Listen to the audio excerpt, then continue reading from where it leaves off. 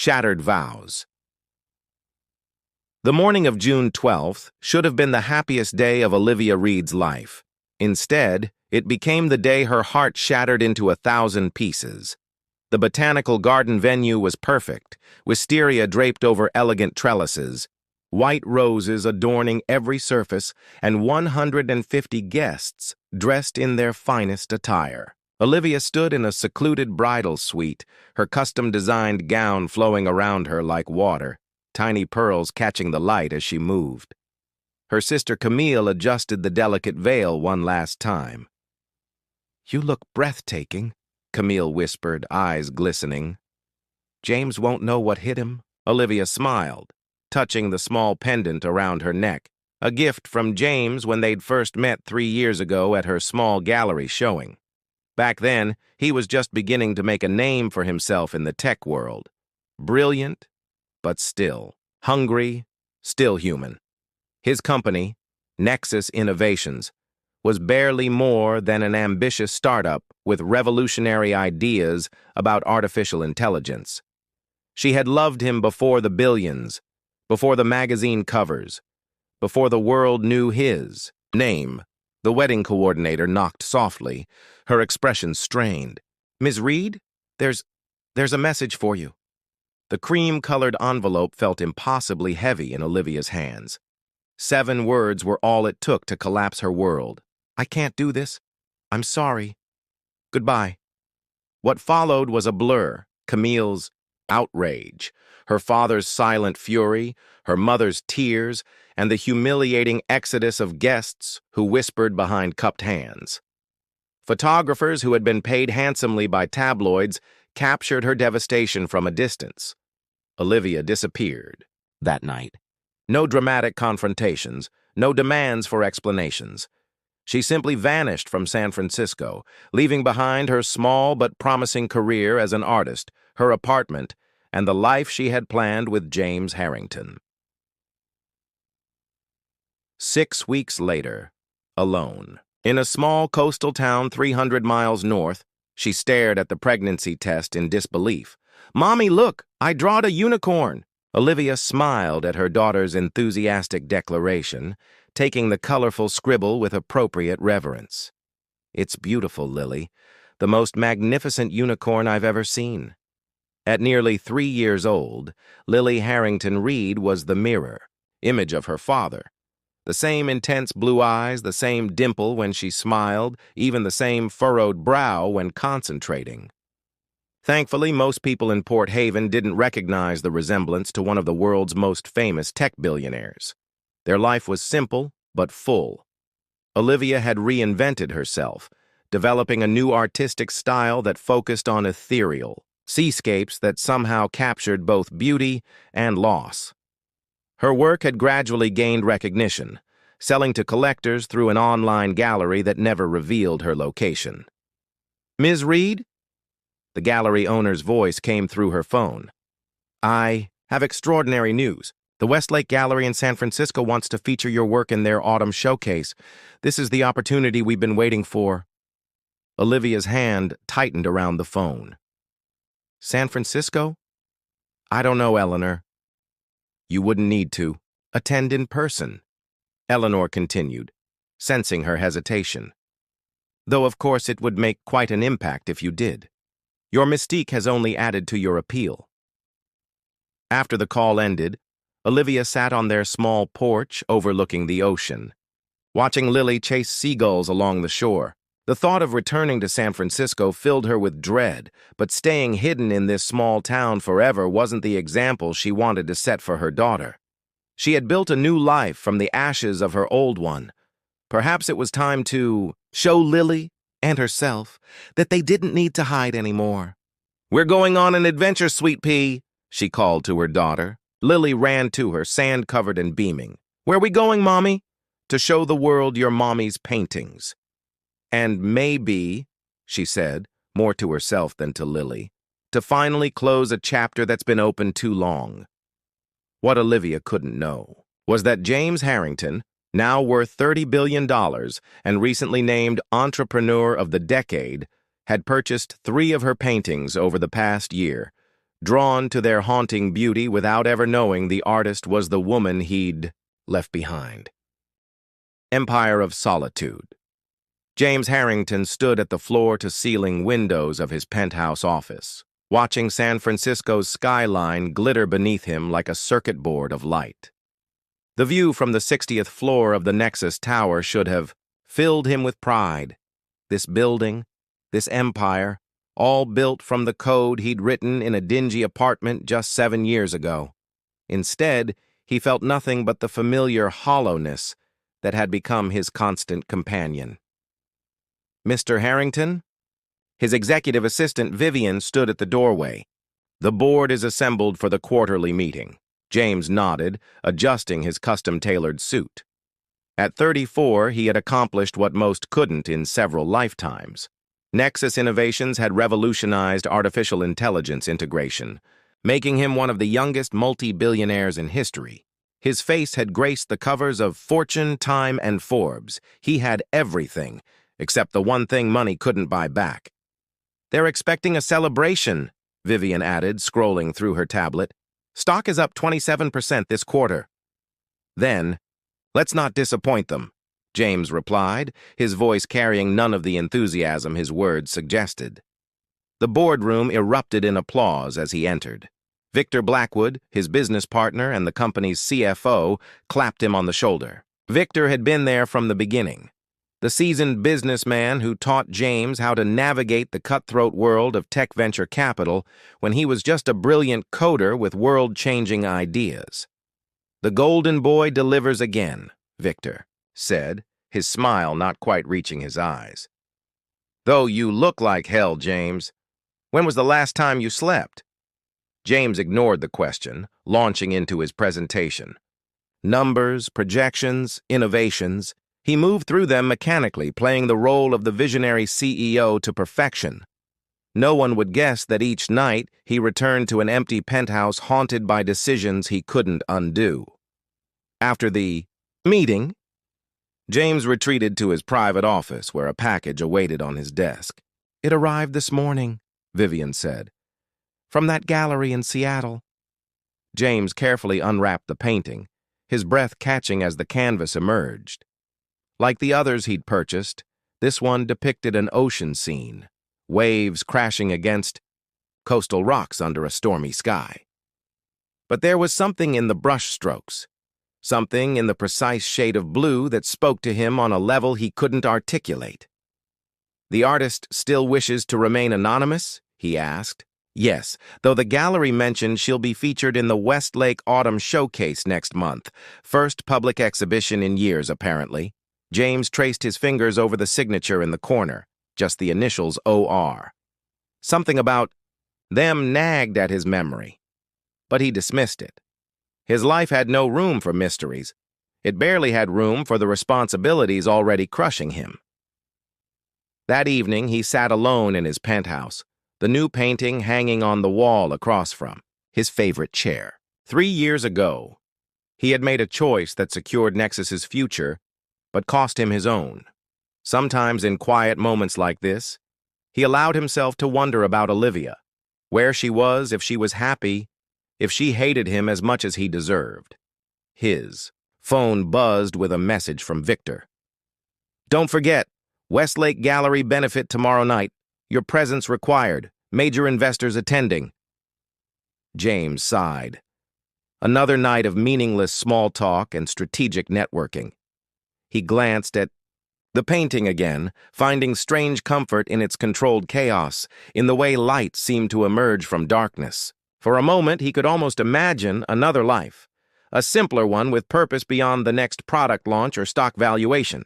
The next evening found him enduring the Westlake Gallery benefit, nodding politely as San Francisco's elite discussed art they didn't understand and causes they didn't truly care about. Victor worked the room with practiced charm, securing commitments from potential investors with each handshake. "James Harrington, as I live and breathe." James turned to find Eleanor Westlake, the gallery's formidable owner, appraising him. "Mrs. Westlake, excellent event.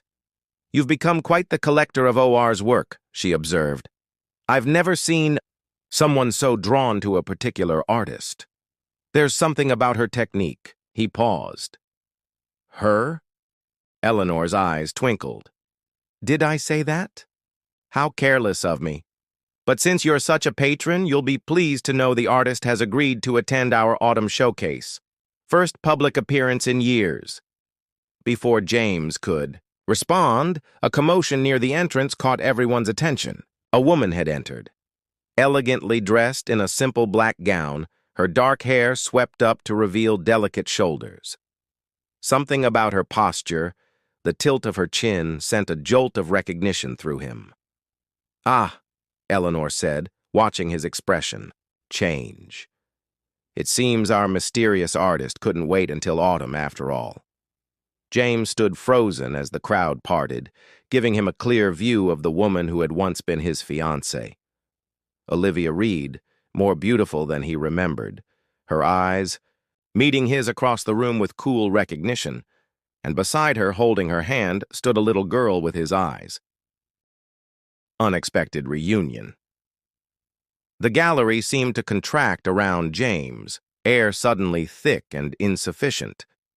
The ambient chatter faded to white noise as he stared at the child beside Olivia, a perfect miniature human with familiar eyes that could only have come from him. James? Victor appeared at his elbow, following his gaze. You look like you've seen a ghost. Excuse me, James managed, moving through the crowd with unsteady purpose. Guests reached for him, attempting to engage the famous CEO, but he navigated past them like a man in a trance. Olivia saw him coming. She straightened, lifting her chin slightly, a gesture he remembered from their past, her armor against vulnerability. The little girl looked up at him curiously, no recognition in her innocent face.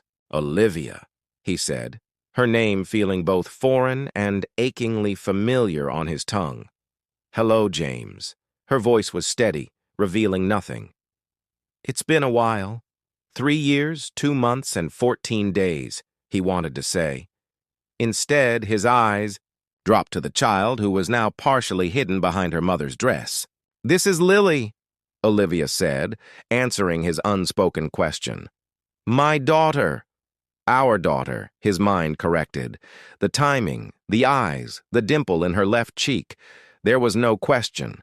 She's beautiful, he said, his voice hardly above a whisper. Eleanor.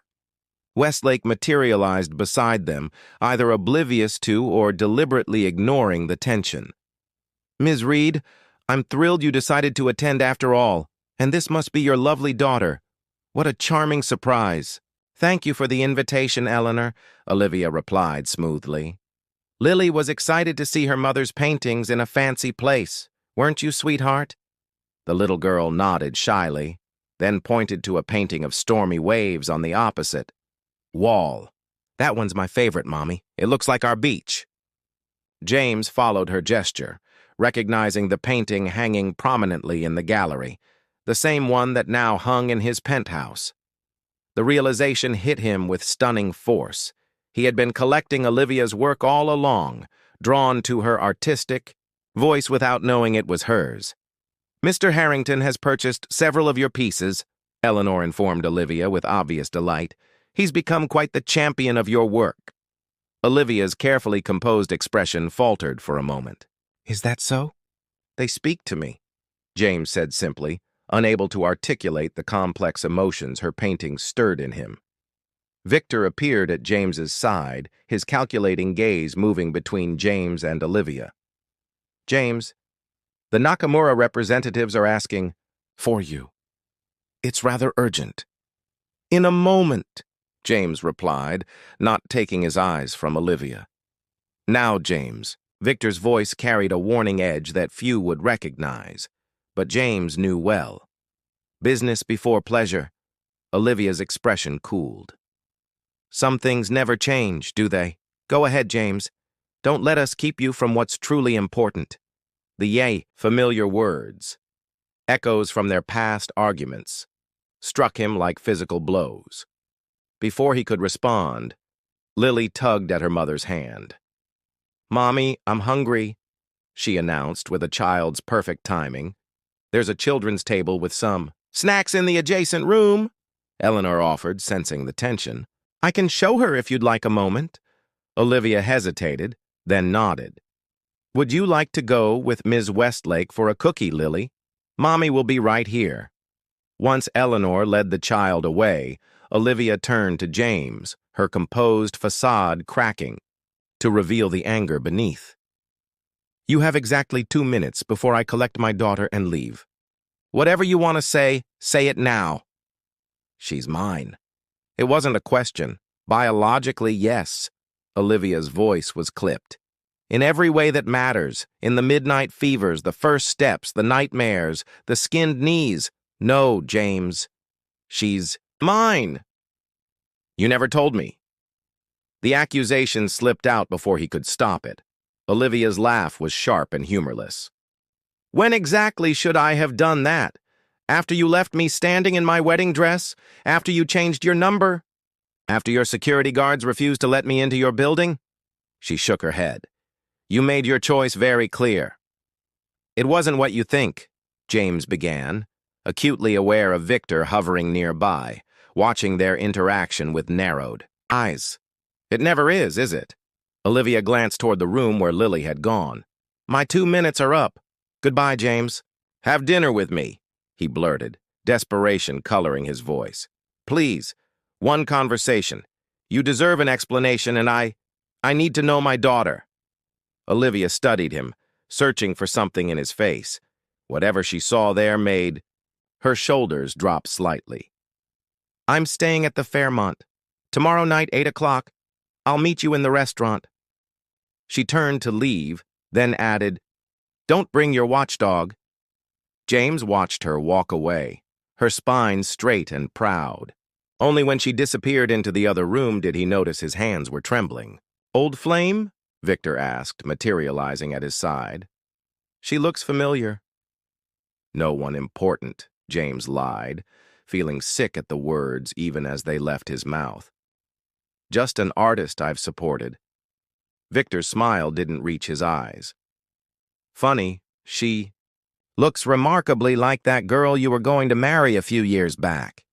The one who would have been a liability to our growth strategy. James met his partner's gaze evenly. Ancient history. Good, Victor said, clapping him on the shoulder with calculated affability. Because we have too much at stake for distractions. Now, about the Nakamura deal.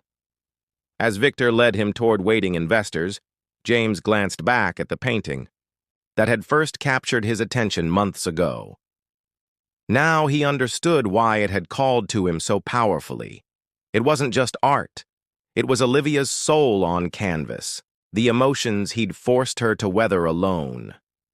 And somewhere in the adjacent room was a little girl with his eyes who had no idea who he was.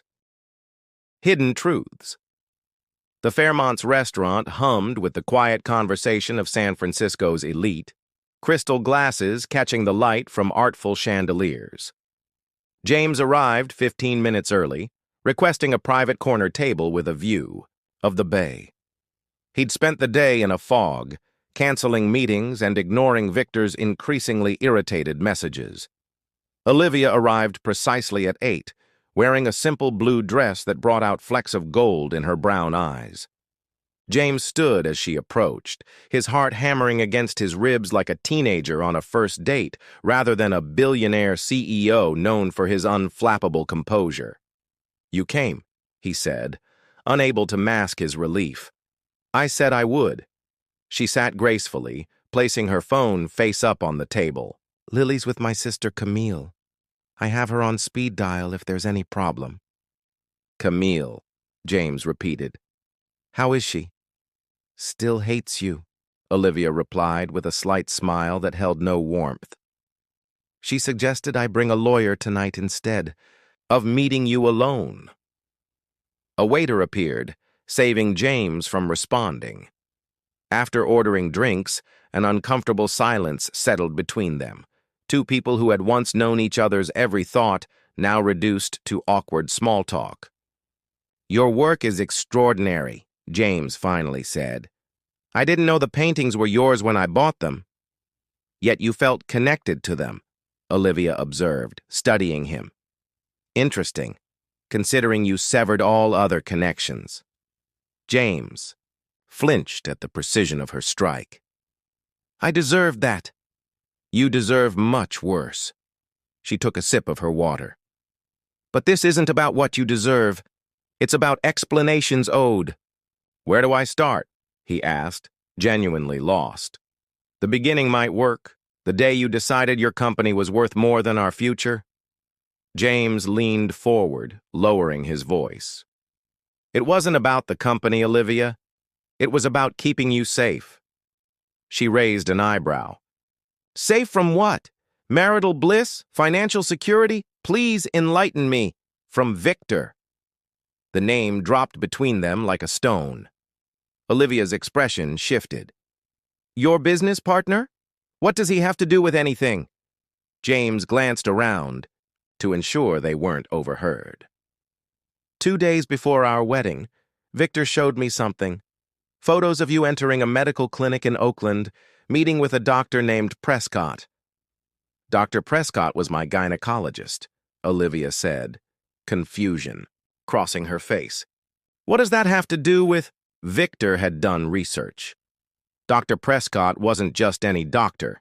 He'd been investigated twice for selling patient information to pharmaceutical companies. James rubbed his temples, the memory still fresh. Victor made it clear he had people watching you, gathering leverage. He said you were a vulnerability in our corporate structure. Olivia's face paled. That's absurd. I was an art gallery assistant. How could I possibly threaten your company? It wasn't about you directly. James sighed heavily. Nexus was weeks away from securing our first major funding round. $200 million that would either make or break everything we'd built. Victor told me our investors were concerned about my personal life, about potential instabilities. So, I was an instability, Olivia said flatly. No, you were the best thing in my life. James's voice cracked. But Victor made it clear. If I married you, he would ensure our funding fell through. And if that happened, 3 years of work, a technology that could change the world, all of it would disappear. So you chose the company, Olivia concluded. Thought I was making a temporary sacrifice. James's eyes pleaded for understanding. I planned to build Nexus quickly, become powerful enough that Victor couldn't threaten me, and then find you, explain everything.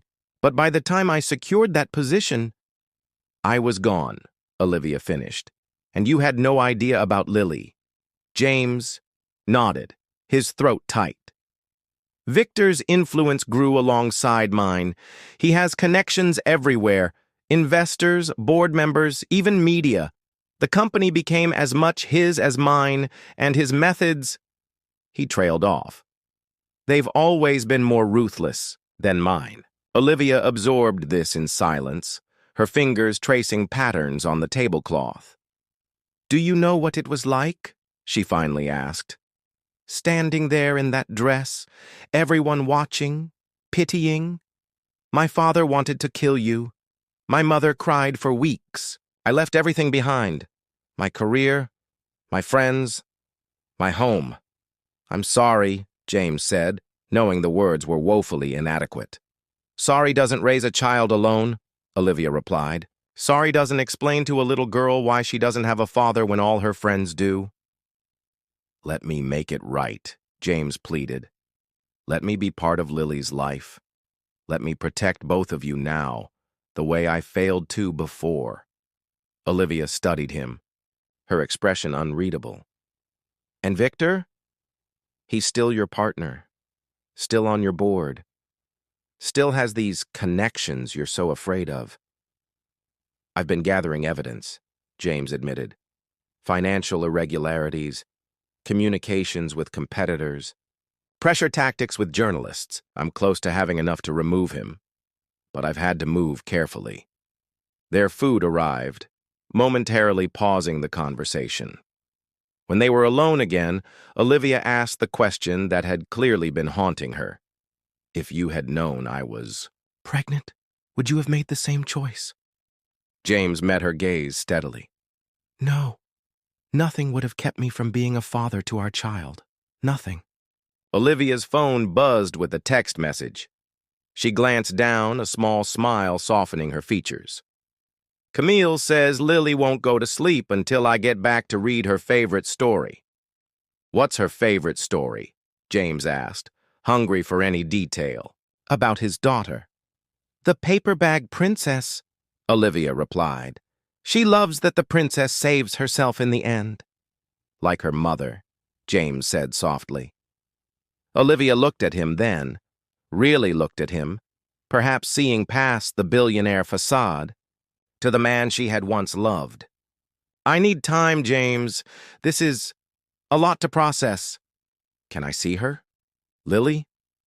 The question had been burning in him since the gallery. Not yet, Olivia said firmly. If that happens, it needs to be on her terms, not yours. She's a person, not a corporate acquisition. James nodded, accepting the boundary. I understand.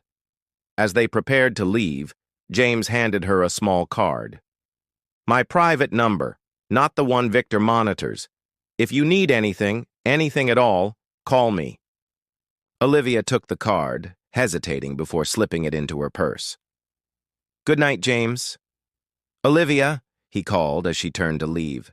The painting in my penthouse, the one with the lighthouse on the cliff. What's it called? A sad smile touched her lips. What remains after the storm. It was the first one I painted after Lily was born. James watched her walk away, feeling both hollow and strangely hopeful. Unknown to either of them, a man at the bar discreetly lowered his newspaper, observing their entire interaction with calculating eyes before making a phone call. Mr. Blackwood, it's exactly as you suspected. Harrington met with the Reed woman tonight. He paused, listening. Yes, sir. I believe there's a child involved. Mending what's broken morning. Sunlight streamed through the windows of Olivia's hotel suite as she packed Lily's small suitcase, trying to process everything she'd learned the night before. Her daughter sat cross-legged on the bed, chattering to her stuffed rabbit about their upcoming flight home. And Mr. Hoppy, we get to go on a big airplane again, and Mommy said maybe we can have ice cream before we go. Olivia smiled despite her tumultuous thoughts. Only if you help pack your toys, sweet pea. Her phone rang, Camille calling for their morning check-in. So? Did the billionaire jerk have anything worthwhile to say for himself? Her sister demanded without preamble. Olivia glanced at Lily, who was thankfully absorbed in organizing her stuffed animals. It's complicated, she answered quietly. Not what I expected. Don't tell me you're falling for his excuses, Camille scoffed. They weren't excuses, Olivia replied, surprising herself by defending James. I need to think, Cam. We'll talk when I get home. After hanging up, Olivia checked her watch. Their flight back to Port Haven departed in 4 hours, plenty of time to get to the airport, yet she felt an inexplicable urgency to leave the city, to retreat to the safety of their coastal sanctuary while she sorted through her feelings. A knock at the door interrupted her thoughts. Room service, called a male voice. Frowning, Olivia approached the door. I didn't order anything. Complimentary breakfast from management, ma'am, for you and your daughter. Something about the voice set off warning bells.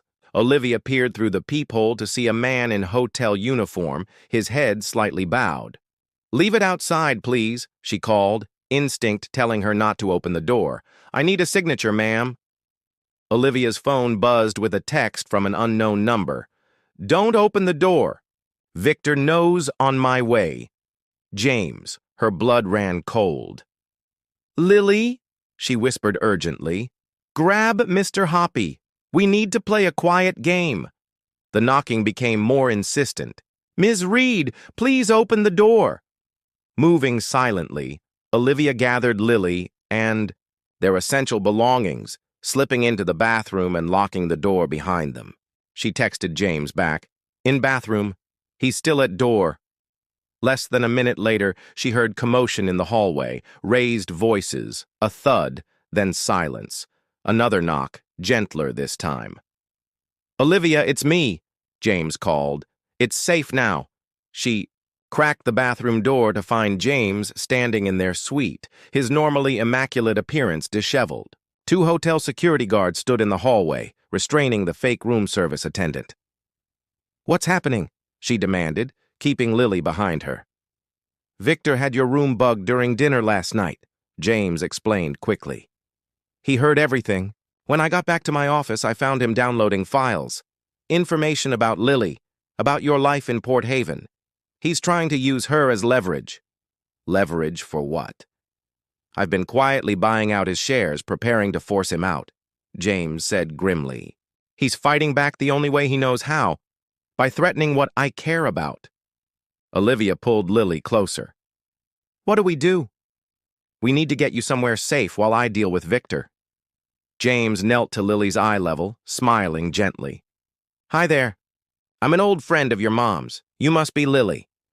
The little girl studied him with solemn eyes. "You look like the man in Mommy's picture." Olivia flushed as James glanced up questioningly.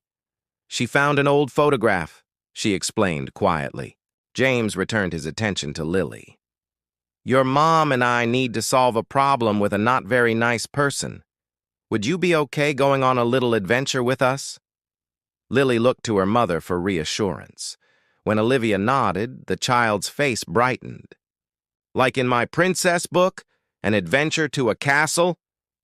"Something like that," James said, his voice thick with emotion as he interacted with his daughter for the first time.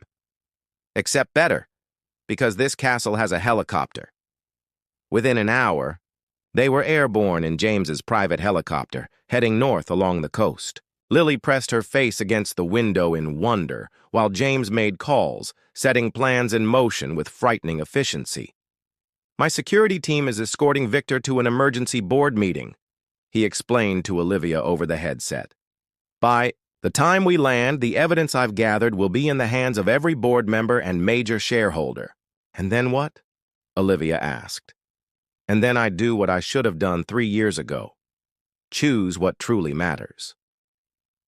The helicopter touched down on a private landing pad overlooking a secluded stretch of coastline. A modern house of glass and stone, perched on the cliff edge, waves crashing against the rocks below. "My sanctuary," James explained as he helped them from the helicopter. "No one knows about this place except my most trusted security." Inside, the house was warm and surprisingly homey despite its architectural sophistication. Floor to ceiling, windows framed the same dramatic seascapes that appeared in Olivia's paintings. "It looks like home," Lily declared, running to press her hands against the glass. "Look, Mommy, it's like your pictures." While Lily explored under the watchful eye of James's housekeeper, James and Olivia settled in the kitchen, the weight of their situation settling between them. "I never stopped loving you," James said quietly, laying his heart bare. "Even when I thought I'd never see you again, I kept looking for you in everything, in my work, in art, in the future I was building. Finding your paintings, it was like finding pieces of you I could keep close." Olivia studied him, seeing both the man she had loved and the powerful figure he had become. "I tried to hate you," she admitted. "For a long time, I thought I did. But Lily—" She smiled sadly. "Every time I look at her, I see you. It made it impossible to truly let go." James's phone rang, interrupting the moment. He answered, listening intently, before a smile spread across his face. "It's done," he told Olivia after hanging up. "The board voted unanimously to remove Victor. The evidence was irrefutable. Corporate, espionage, insider trading, even blackmail of journalists. He's finished." "Is it really over?" Olivia asked, hardly daring to believe. "The threat is," James confirmed. "But what happens next?" He hesitated, vulnerability visible beneath his confident exterior. "That depends on you." Olivia looked out. The window to where Lily was now sitting on the patio, chatting animatedly with the housekeeper. "She deserves to know her father," she said softly. "And what about you?" James asked, reaching across the table to take her hand. "What do you deserve, Olivia?" "The truth," she replied simply, "which you've finally given me. Beyond that." She smiled faintly. "I think we have a lot of rebuilding to do." "I'd like to start by meeting my daughter properly," James said, his voice thick with emotion. "And then, if you'll let me, I'd like to spend however long it takes earning back your trust." Olivia squeezed his hand. "We can start today." They walked together onto the patio, where Lily looked up with a bright smile. "Mommy, Mrs. Thomas says there's a secret beach down those stairs. Can we go see it?" "In a little while, sweetheart," Olivia said, sitting beside her daughter. "First, there's someone very important I'd like you to meet properly."